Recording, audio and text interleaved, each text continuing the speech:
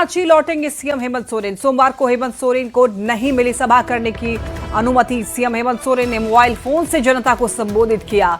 CM ने social media पर लिखा, लोकतंत्र के आवाज को दबाने की कोशिश की गई। पीएम के कार्यक्रम की वजह से सीएम के हेलीकॉप्टर को उड़ान भरने की अनुमति नहीं मिली। देखिए, रोंगो नदी और चाबुआ वेस्ट क्षेत्र में हेमंत सोरेन को सभा करनी थी। रविवार को कल्पना सोरेन को 3 जगह पर सभा करने की अनुमति नहीं मिली थी। तो ऐसे में इसको लेकर खूब सियासत हो रही है। आज शाम 4:30 बजे रांची लौटेंगे सीएम हेमंत। आपको बताते चलें कि इन दिनों असम विधानसभा चुनाव को लेकर के वहां पर सभाएं कर रहे हैं और लोगों से जुड़ करके वहां पर चुनाव के लिए प्रचार प्रसार कर रहे हैं। लेकिन पीएम की सभा होने के कारण उनको अनुमति नहीं दी गई। लोकतंत्र की आवाज दबाने की कोशिश, ये आरोप लगाया है हेमंत सोरेन। एक बड़ा सा देखिए पोस्ट किया गया है सोशल साइट एक्स पर हेमंत सोरेन के ऑफिशियल एक्स अकाउंट से और उन्होंने सीधे तौर पर बीजेपी पर आरोप लगाया है कि बौखलाहट है सीएम हेमंत के कारण। और ये 2 तस्वीरें देखिए, जब उनको अनुमति नहीं मिली सभा करने की तो यहां पर सीएम हेमंत मोबाइल फोन के जरिए लोगों को संबोधित किया। फोन पर सभा को संबोधित करते हुए कि ये तस्वीरें आप सीएम हेमंत की देख पा रहे हैं और ये थोड़ा अलग अंदाज है। और इसको दिखाते हुए दरअसल सीएम हेमंत ये दिखाना चाह रहे हैं कि जनता से किसी भी तरीके से जुड़ा जा सकता है, भले ही अनुमति उनको सभा करने की ना मिली हो। लेकिन सीधे तौर पर कहा जा सकता है कि इस ताकत के बल पर हमारे माताएं, बहनें, नौजवान साथी, बड़े बुजुर्ग, आप सभी का मैं हार्दिक अभिनंदन करते हुए हमारे मंच पर उपस्थित सभी गण्यमान्य अतिथि का मैं स्वागत करता हूं और आप सभी लोगों को जोहार करता हूं। देखिए, अभी हम लोग रोंगो नदी विधानसभा क्षेत्र के चुनाव प्रचार प्रसार में नहीं पहुंच पाए। वो इसलिए नहीं पहुंच पाए कि आज प्रधानमंत्री जी का कार्यक्रम हो जाने की वजह से हम सभी लोगों का हेलीकॉप्टर को उड़ने नहीं दिया गया और हम लोग को जहां है वहीं पर रहने के लिए आदेश दे दिया गया है। और बड़ा ही विचित्र है, आज हमारे प्रचार को इन लोगों ने बड़ा सुनियोजित तरीके से ठप करने का ये प्रयास किया। प्रधानमंत्री अपने कुर्सी और अपने ताकत के बल पर सभी राजनीतिक दलों को इसी तरीके से चुनाव के अंतिम चरण पे जब सभी लोग बहुत रफ्तार के साथ प्रचार प्रसार कर रहे होते हैं, इनका प्रचार प्रसार कैसे कम हो, ये अपने शस्त्र का उपयोग करते हैं। आज आपके बीच में हम नहीं आ पाए, लेकिन हमारे जोश में कोई कमजोरी ना हो और किसी भी तरीके का हमें डराने का जो प्रयास हो, उस डर को हमें बाहर निकालना है। क्योंकि ये लोग इन प्रकार चुनाव जीतने का हमेशा से प्रयास किया है, कभी वोट चोरी करके चुनाव जीतना या फिर हमें चुनाव प्रचार प्रसार करने से रोक। असम विधानसभा चुनाव को अगर झारखंड के लिहाज से देखें तो जेएमएम ने इस चुनाव को त्रिकोणीय बनाने की कोशिश की है। मुख्यमंत्री हेमंत सोरेन ने चुनाव प्रचार के आखिरी मोड़ पर जिस तरीके से अपने संवाद को रोका है, उसकी चर्चा आगे भी जरूर की जाएगी। लेकिन इतना बता दें कि मुख्यमंत्री ने ये कहा कि वास्तव में पीएम के कार्यक्रम की वजह से उन्हें सभा करने की अनुमति नहीं दी गई। मतलब साफ है कि मुख्यमंत्री को अपनी बात और आगे बढ़ानी थी, जिसे वह जनता के बीच साझा नहीं कर सके। हालांकि फ़ोन पर उन्होंने जरूर संबोधित किया है, लेकिन 4 मई को जब इसका परिणाम आएगा तब यह मालूम चलेगा कि इस पोस्ट के जेएमएम के लिहाज से क्या मायने हैं। लेकिन सबसे बड़ी बात यह है कि असम के चाय बागानों की जो खुशबू है, उस खुशबू में किस राजनीतिक दल की ताकत महसूस की जाएगी, यह 4 मई को पता चलेगा। संजय कुमार सिन्हा, न्यूज़ 18, रांची। वहीं अब देखिए, इस मामले पर सियासत तेज हो चुकी है। बीजेपी ने सीएम हेमंत सोरेन पर निशाना साधते हुए ये कहा कि असम में मुख्यमंत्री हेमंत सोरेन और कल्पना सोरेन यहां पर सभाओं में भीड़ नहीं उमड़ रही है। यानी उनका यह कहना है कि कल्पना सोरेन की सभाओं में भीड़ नहीं उमड़ रही है और हेमंत सोरेन की भी सभाओं में भीड़ नहीं उमड़ रही है। इसीलिए मुख्यमंत्री ने इस तरह का पोस्ट किया है। बीजेपी के बयान पर अब जेएमएम ने भी पलटवार किया और यह कहा कि असम में मुख्यमंत्री हेमंत सोरेन का डर साफ दिख रहा है। मुख्यमंत्री और कल्पना सोरेन के कार्यक्रम से बीजेपी में बौखलाहट है, इसीलिए सभा नहीं करने दिया जा रहा है। वहीं कांग्रेस ने भी यह कहा कि लोकतंत्र में सभी को चुनाव प्रचार का अधिकार है। मिल रही है कि मुख्यमंत्री जी के 2-3 दिन की सभाओं में या कल्पना जी की 2-3 दिन से सभाओं में भीड़ ही नहीं आ रही है।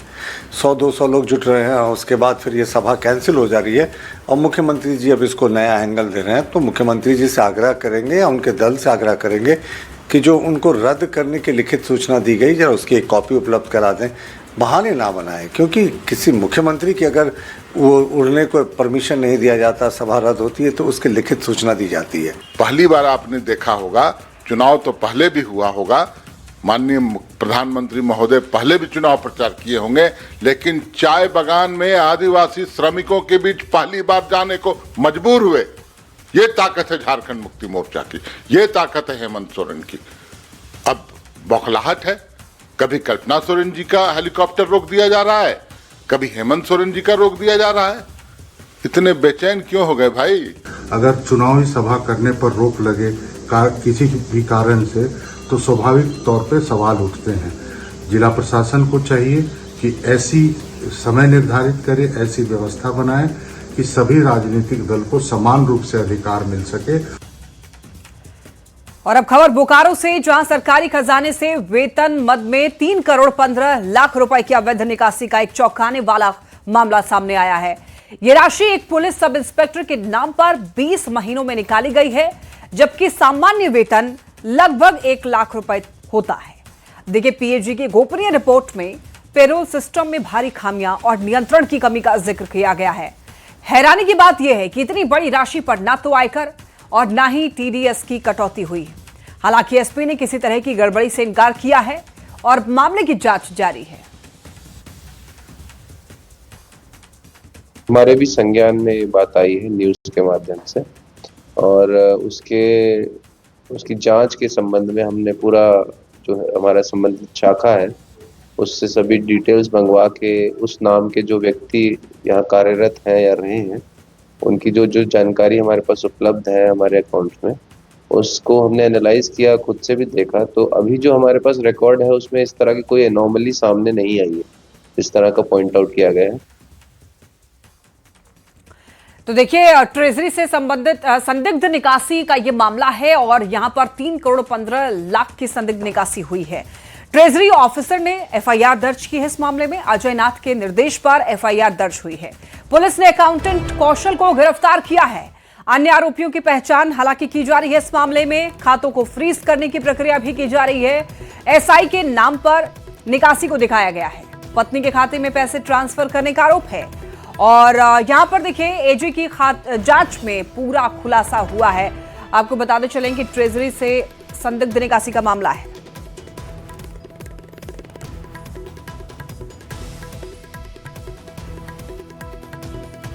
ज्यादा जानकारी के लिए न्यूज 18 संवाददाता मृत्युंजय तिवारी हमारे साथ जुड़ रहे हैं। मृत्युंजय, देखिए, यहां अवैध निकासी का मामला सामने आया है और क्या सच्चाई है इस पूरे मामले की? क्या अभी तक कुछ पता चल पाया है? देखिए, ये बहुत बड़ा मामला है क्योंकि पुलिस के वेतन बंद में निकासी की गई है। 3 करोड़ 15 लाख की निकासी की गई है और रिटायर्ड अधिकारी के नाम पर जो अकाउंटेंट है वो अपनी पत्नी का अकाउंट नंबर देके उसकी निकासी करने का काम किए हैं। जांच में कल पुलिस अधीक्षक के द्वारा इस मामले में पहले तो कहा गया कि कोई गड़बड़ी नहीं की गई है क्योंकि मुख्यालय डीएसपी जो है वेतन निकासी पदाधिकारी है, इन्होंने एसपी को आश्वस्त किया था। लेकिन जब जांच की गई तो यह मामला पूरी तरह से सामने आ चुका है और इस मामले में गिरफ्तारी भी हो चुकी है। कौशल पांडे को जेल भेजा गया है और उनकी पत्नी जो अनु पांडे है उनके अकाउंट में गया है। पुलिस जांच करे। हम कह सकते हैं कि जो वेतन निकासी का जो मामला होता है वो पुलिस लाइन से मास्टर रोल आता है। मास्टर रोल आने के बाद ही बिल बनता है, उसका भुगतान होता है। अब सबसे बड़ा सवाल यह है कि आखिर त्रुटि कहां से हुई है। अगर मास्टर रोल बनाने में गड़बड़ी हुई है तो मेजर इसके लिए दोषी हैं। अगर वहां से नहीं हुई है तो मुख्यालय डीएसपी के स्तर से गड़बड़ी हुई है, क्योंकि जब से मुख्यालय डीएसपी बोकारो आए हैं उसके बाद से यह गड़बड़ की प्रक्रिया शुरू हुई है। तो हम कह सकते हैं कि बड़ी जांच की जरूरत है और जिले के अधिकारियों को समझना होगा कि आखिर इतनी बड़ी चूक कैसे हो गई। अगर एजी इसमें इन्वॉल्व नहीं होता, क्योंकि ऑडिट भी करा लिया गया था, ऑडिट में भी सबको क्लीन चिट दे दी गई थी। कल कौशल पांडे ने हमारे सामने यह स्वीकार किया था कि कोई गड़बड़ी नहीं हुई है, लेकिन रात तक जांच होते होते वो अरेस्ट हो गया। तो हम कह सकते हैं कि अधिकारियों की भी मिलीभगत से इसमें इनकार नहीं किया जा सकता। जी ठीक है मृत्युंजय, बहुत धन्यवाद आपका इन तमाम जानकारियों के लिए। खबर जामताड़ा से मिल रही है, जहां साइबर अपराधियों ने डीसी को निशाने पर लिया है। साइबर अपराधियों ने जिले के डीसी का नाम और फोटो इस्तेमाल करके फेक व्हाट्सएप अकाउंट बनाकर लोगों को मैसेज किया है। देखिए, जो जानकारी मिल रही है उसके मुताबिक इस फर्जी अकाउंट से नारायण के सीओ और बीडीओ देवराज गुप्ता को भी मैसेज भेजकर झांसे में लेने की कोशिश की गई है, जिसके बाद प्रशासनिक स्तर पर हलचल मची है। मामले की जानकारी मिलते ही डीसी ने प्रेस रिलीज कर जानकारी दी। जिलेवासियों से नंबर जारी कर मैसेज को इग्नोर करने की अपील की गई। लोगों से चेतावनी बरतने की भी बात कही गई है। और ज्यादा जानकारी के लिए न्यूज 18 संवाददाता सुमन भट्टाचार्य हमारे साथ जुड़ चुके हैं। सुमन, यहां पर देखिए सीईओ और बीडीओ को फंसाने की कोशिश, यानी कि फेक व्हाट्सएप अकाउंट का इस्तेमाल कैसे इस जो अभी फिलहाल साइबर क्राइम हो रहा है उससे अधिकारी निपट रहे हैं?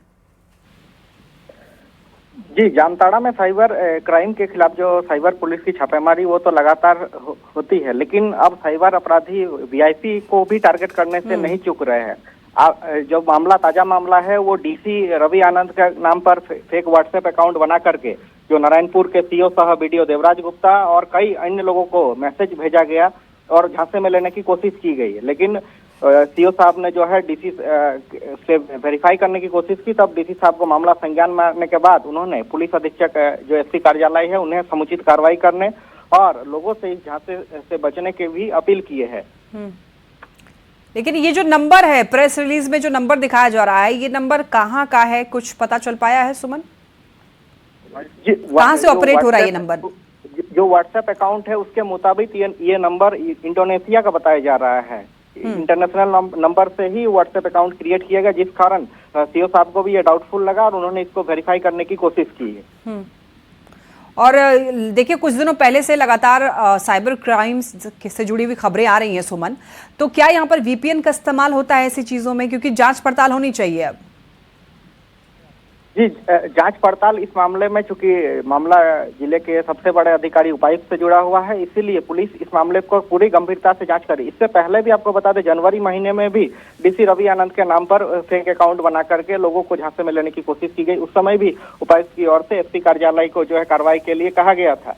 आपको बता दें कि कुछ दिन पहले आप जब देखेंगे कि एक खबर सामने आई थी कि नारायणपुर थाना क्षेत्र में साइबर थाना की पुलिस जब रेड के लिए पहुंची थी तो उनके साथ भी मारपीट और धक्का मुक्की की घटना हुई थी।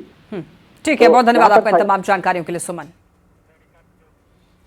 खबर जमशेदपुर से, जहां के बिष्टुपुर थाना क्षेत्र के कब्रिस्तान में बॉल लाने गए 3 बच्चों की बेरहमी से पिटाई की गई। कब्रिस्तान में मौजूद लोगों ने तीनों बच्चों की बेरहमी से पिटाई कर दी।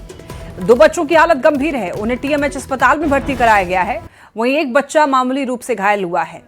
अब देखिए, इस घटना के बाद बच्चों के परिजनों ने हंगामा किया है और मुखी समाज के लोगों ने पिटाई का विरोध करते हुए आरोपी की गिरफ्तारी की मांग की है। मामला बिगड़ता देख पूरे इलाके में बड़ी संख्या में पुलिस बल को तैनात किया गया। इलाके को पुलिस छावनी में तब्दील किया गया, लेकिन फिलहाल एक व्यक्ति को पुलिस ने हिरासत में लिया है और आगे की जांच भी पुलिस कर रही है।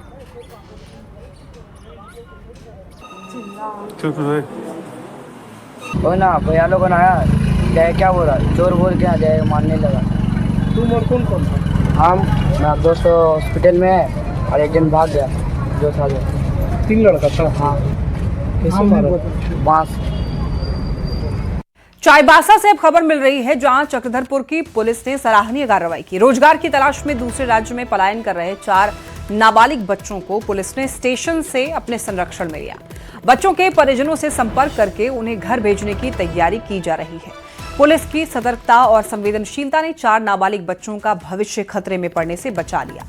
जानकारी के मुताबिक गोइलकेरा और टोंटो थाना क्षेत्र के 4 नाबालिग बच्चे रोजगार की तलाश में अपने घर से पलायन कर आंध्र प्रदेश जा रहे थे। पुलिस ने सभी 4 नाबालिग बच्चों को बाहर जाने से रोक लिया।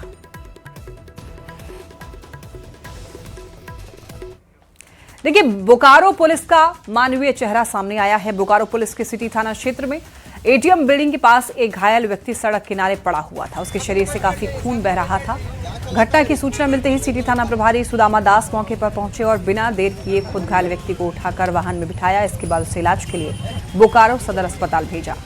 फिलहाल घायल व्यक्ति की पहचान नहीं हो पाई है। व्यक्ति कैसे घायल हुआ है, इसको लेकर पुलिस अभी बातचीत कर रही है, छानबीन कर रही है।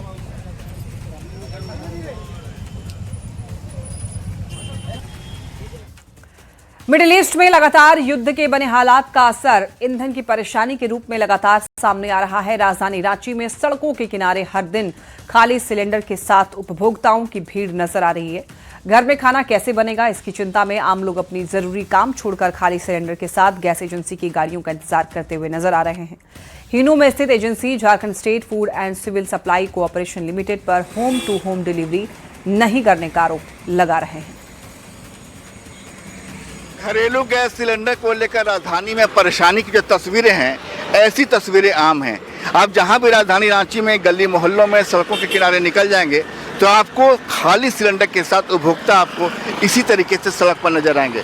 बता दें कि जो तस्वीर है ये आप जब अरगोड़ा चौक से आगे बिरसा चौक की ओर बढ़ते हैं तो ठीक वहीं पर सड़क किनारे जो हिनू के पास जो एजेंसी है, उस एजेंसी में जिन लोगों का नाम कह सकते हैं, जिन लोगों को एजेंसी से गैस मिलता है, वैसे तमाम लोग पिछले 3 दिनों से हर दिन सुबह यहाँ पर आते हैं, लेकिन उन्हें सिलेंडर नहीं मिल रहा है।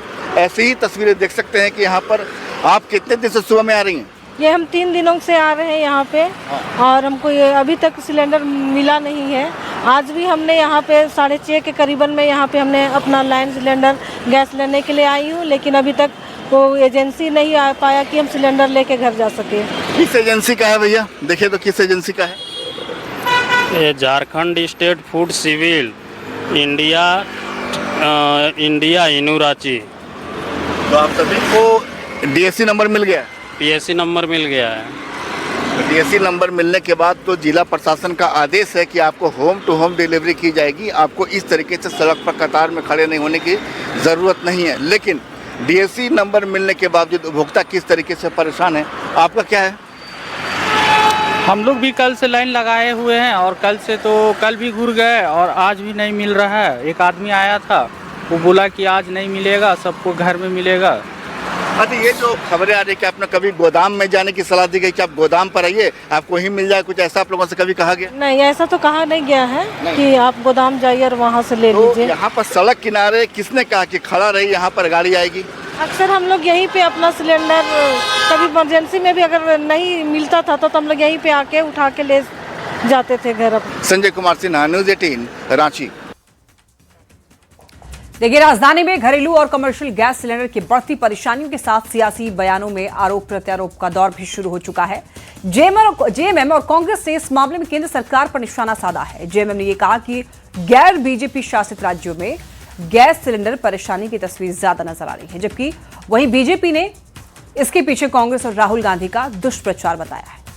बहुत ही विकट स्थिति है इस देश में, देशवासियों के सामने, और खास करके वो राज्य जहां बीजेपी शासित राज्य नहीं है, वहां तो स्थिति और भी विकट हो गई है। कैसे ये क्राइसिस मैनेजमेंट होगा उसकी कोई चिंता नहीं है। चुनाव प्रचार होना चाहिए, केरल में ढोल बजना चाहिए, बंगाल में दीदी को जाके गाली देना चाहिए, आसाम में जाकर हेमंत सोरेन जी का हेलीकॉप्टर रोक दीजिएगा, उसमें दिमाग लगाइएगा। भारतीय जनता पार्टी की केंद्र की सरकार की नीति ये पेट्रोलियम और गैस की किल्लत के लिए पूरी तरह से जिम्मेवार है। अब जब देश की जनता सड़कों पर लाइन में लगी हुई है, बुकिंग करा रही है, उनको घर तक नहीं मिल रहा है सिलेंडर, तो स्वाभाविक तौर पर जो है सो वहाँ पोप की स्थिति होगी। देखिए, मुझे नहीं लगता कि सिलेंडर्स की जो है कहीं कमी है। हाँ, वो डिलीवरी सिस्टम कहीं ना कहीं ज़रूर परेशानी कर दे रहा है और इसके लिए कांग्रेस के नेता जिम्मेवार हैं, अपोजिशन के नेता जिम्मेवार हैं। इन्होंने अफवाह फैलाकर पैनिक बुकिंग करा दी, यानी सिलेंडर्स जितने हैं जिनके घर में, उसके अलावा भी 1-2 सिलेंडर रखना चाह रहे हैं, इसलिए लोग लाइन में अगर लग रहे हैं तो ये राहुल गांधी के दुष्प्रचार और विपक्षी नेताओं के दुष्प्रचार के कारण है। मिडिल ईस्ट में लगातार युद्ध की वजह से देश में घरेलू और डोमेस्टिक गैस सिलेंडर को लेकर परेशानियों का सामना लोगों को करना पड़ रहा है। आम उपभोक्ताओं की परेशानियों को देखते हुए राज्य सरकार के खाद्य आपूर्ति विभाग की ओर से एक कंट्रोल रूम बनाकर कॉल सेंटर स्थापित किया गया है। हालांकि ये कंट्रोल रूम राशन कार्ड जैसी विभाग से जुड़ी हुई दूसरी समस्याओं को लेकर सालों भर काम करता है। लेकिन देखिए, पिछले 28 मार्च से घरेलू और कमर्शियल गैस सिलेंडर की समस्या के समाधान के लिए भी ये नंबर जारी किया गया है। इसको लेकर विभाग की ओर से विज्ञापन भी जारी कर दिया गया है। ये कॉल सेंटर रविवार को छोड़कर हफ्ते में यहाँ पर 6 दिन सुबह 8 बजे से लेकर शाम के 8 बजे तक काम करता है। इस दौरान आप 1967 पर कॉल करके घरेलू gas cylinder, ration card, petrol या फिर केरोसिन तेल को लेकर के अपनी शिकायत दर्ज करा सकते हैं। मिडिल ईस्ट में युद्ध की हालात की वजह से आम आदमी को मुश्किलों का सामना करना पड़ रहा है। खासकर घरेलू गैस सिलेंडर की बात करें फिर कमर्शियल सिलेंडर की, लोग इन दिनों कतार में खड़े नजर आते हैं। हालांकि आमतौर पर जो डीसी का जो आदेश है कि आपको डोर टू डोर सिलेंडर का सप्लाई किया जाएगा, लेकिन राज्य सरकार की ओर से 28 मार्च से एक व्यवस्था की गई है कि खाद्य आपूर्ति विभाग की ओर से कि एक कंट्रोल रूम बनाया गया है और कॉल सेंटर के जरिए आम आदमी वहां अपनी शिकायत दर्ज करा सकता है कि भाई मुझे घरेलू गैस सिलेंडर नहीं मिल रहा है, मेरा एजेंसी ये है। और जिस तरीके से देखिए हम इसमें कंट्रोल रूम के बाहर में खड़े हैं और सीधे आम आदमी जिस तरीके से 1967 पर बाकायदा अखबार में इसको लेकर विज्ञापन भी आया है, मैं सीधे कॉल करता हूं 1967 पर, देखते हैं कि कॉल उठता है या नहीं। सीधे देख सकते हैं कि मैंने डायल किया है और डायल करने के बाद खाद्य सार्वजनिक वितरण एवं उपभोक्ता मामले विभाग की लोक शिकायत प्रबंधन प्रणाली एवं एक राष्ट्र एक राशन कार्ड योजना अंतर्गत संचालित कॉल सेंटर में आपका स्वागत है। आपकी कॉल दुर्घटना एवं प्रतीक्षा हेतु रिकॉर्ड की जा सकती है। अगर आपने नया राशन कार्ड बनवाने नाम नंबर देख सकते हैं कि इस तरीके से जवाब आते हैं, लेकिन हम आपको सीधे लिए चलते हैं कॉल सेंटर के अंदर में कि देखिए कॉल सेंटर कैसे काम कर रहा है, किस तरह की शिकायत आती है, लोग क्या बोलते हैं, क्या जरूरत होती है उनको। राशन से संबंधित और अभी गैस से संबंधित भी आ रही है कि गैस बुकिंग कर लिए हैं लेकिन गैस उनको प्राप्त नहीं हुआ है या ज्यादा पैसा ले रहे हैं, डिलीवरी में उनको दिक्कत हो रही है, इससे संबंधित शिकायत आती है। तो आप उनका समाधान कैसे करती हैं? हम कंप्लेन दर्ज करते हैं, उनके अधिकारी समाधान करते हैं। कंप्लेन दर्ज करके अधिकारी को भेजी जाती है डीएसओ को, वो फिर एजेंसी से बात करके समाधान करते हैं। तभी है वो सब्जेक्ट अलग अलग है, जैसे कालाबाजारी अगर कोई कर रहे हैं तो उसका भी हम लोग सब्जेक्ट वहाँ पे पोर्टल पे दिया गया है, तो उस सब्जेक्ट को हम लोग चूज करेंगे तो वो ऑटोमेटिकली डीएसओ को चला जाता है कि हाँ ये शिकायत जो है वो कालाबाजारी के लिए है, ये शिकायत है कि बुकिंग नहीं हुआ है उसके लिए, ठीक है। तो इसी तरह से मतलब हर कंप्लेन का एक अलग अलग हम लोग का पोर्टल पे दिया हुआ है। ऐसी कोई शिकायत अभी तक कि कालाबाजारी को लेकर आई हो और आपकी शिकायत पर वहाँ पर एक्शन लिया गया हो? ऐसा हम लोग तो अभी तक मतलब कंप्लेन कालाबाजारी के लिए उतना नहीं आया है, जितना भी आया है वो बुकिंग के लिए ही है, बुकिंग करा चुके हैं लेकिन उनको गैस नहीं मिल रहा है। तो वैसी स्थिति में थोड़ा सा इंतजार रखिए, धैर्य रखिए, कॉल आपका भी उठेगा और समस्या का समाधान होगा। कैमरामैन संजीव तिवारी के साथ संजय कुमार सिन्हा, न्यूज़ 18 रांची। और यहाँ रुकने छोड़ से ब्रेक ले जल्द लौटेंगे।